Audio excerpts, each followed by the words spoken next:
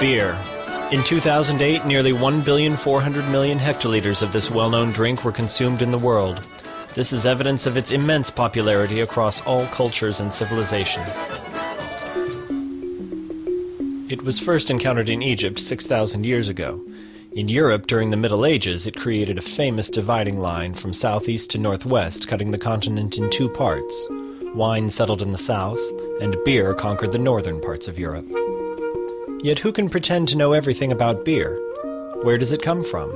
How is it made? And of course, what does it represent in our culture?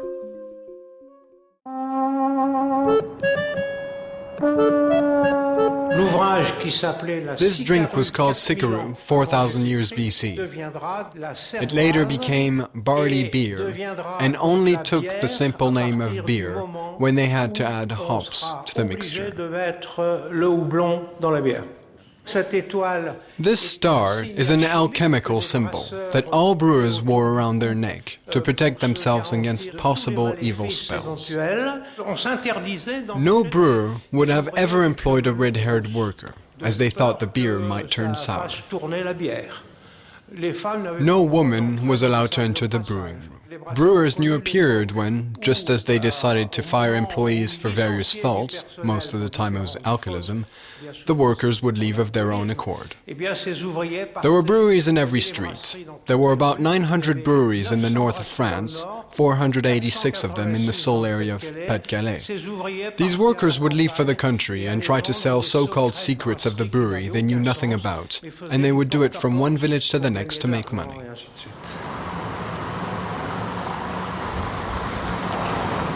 In the olden days, making beer always involved a solid know-how and a bit of mystery. Today, the chemical and bacteriological process the brewing goes through is fully controlled.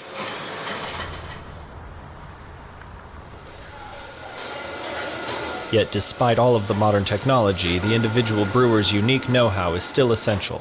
Some of them are very proud of their secrets.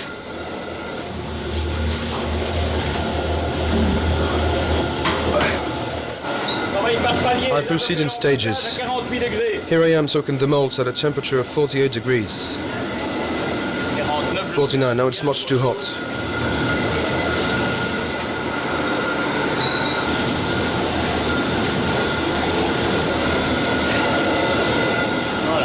Good, that's better. There is a transformation into sugars, dextrins, and each stage is important for the transformation. We could say it's a chemical transformation, so it has to occur step by step. We increase the temperature little by little, we break the chain of the starches.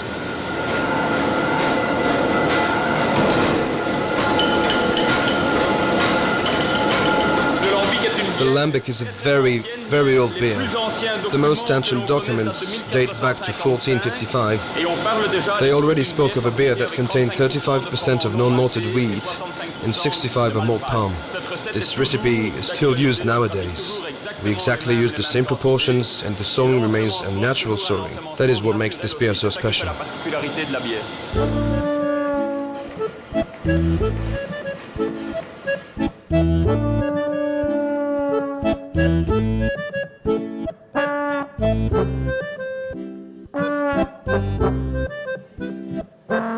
What do they drink here? What do they drink there? What do they drink everywhere? Beer. Always beer. It has become a permanent part of our diet. It is deeply rooted in our daily lives. The philosophy of this brewery is to keep the beer its acidity.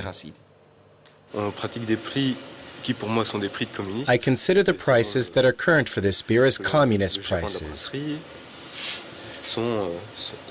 But the manager of the brewery says they are logical and justified to reach all the people who want to approach the product and discover a culture that does not exist anywhere else.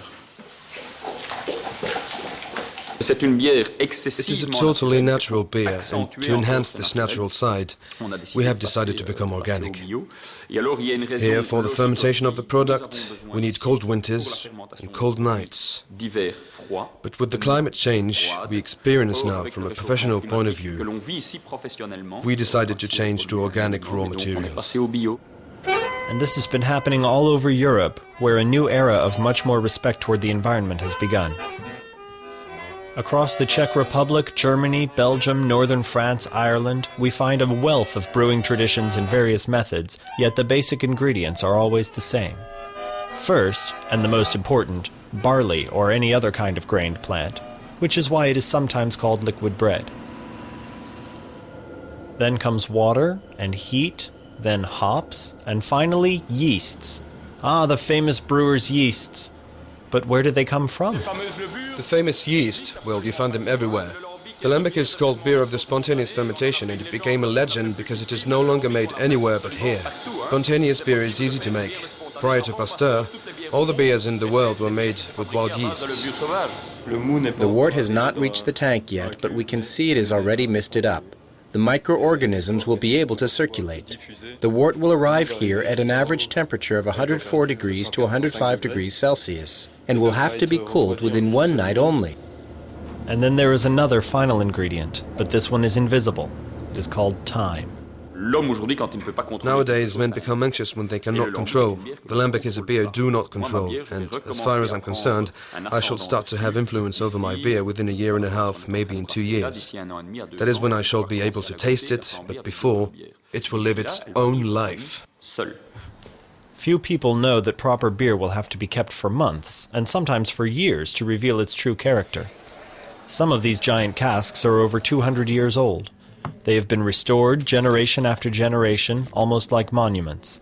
They represent history, they represent culture, they represent vision. Too heavy to be displaced, they silently witness the modesty and perseverance of generations of brewers.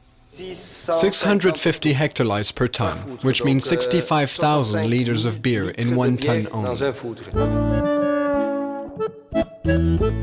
The brewing tradition has shaped European history and culture. Beer has put its mark, and still does, on most of our popular festivities, gatherings that give us an opportunity to escape the laws of nature, to break the contingencies of daily work, and to redefine the limitations of time. Since its very beginnings, this surprising drink raises passions, inspires economies, and creates jobs for numerous kinds of artisans. We intend to travel all over Northern Europe to find those mythical brewers, but also the hundreds of artisans related to this craft, such as the Bohemian glassworkers, the Alsatian boilermakers, or the embroiderers of the famous Bavarian dirndl. We will, of course, also meet the farmers producing the ingredients, the wheat, the malt, and the hop. During the 5 films of our series, we will follow the cycle of brewing, a film for each season. From the brewing in autumn, through the winter, to the harvest of the following summer, and a last film to go beyond the brewing itself into the 5th season to see what happens to the beer from the previous year before it actually ends up in the glass in front of us. We will take part in the main European festivals such as the Giants of the North, Basel Carnival, and the Oktoberfest in Munich. As we enter into the surprising world of beer, we will discover how it has shaped the Northern European identity. Just like wine in the south and olive oil around the Med, beer constitutes a forceful icon of European heritage.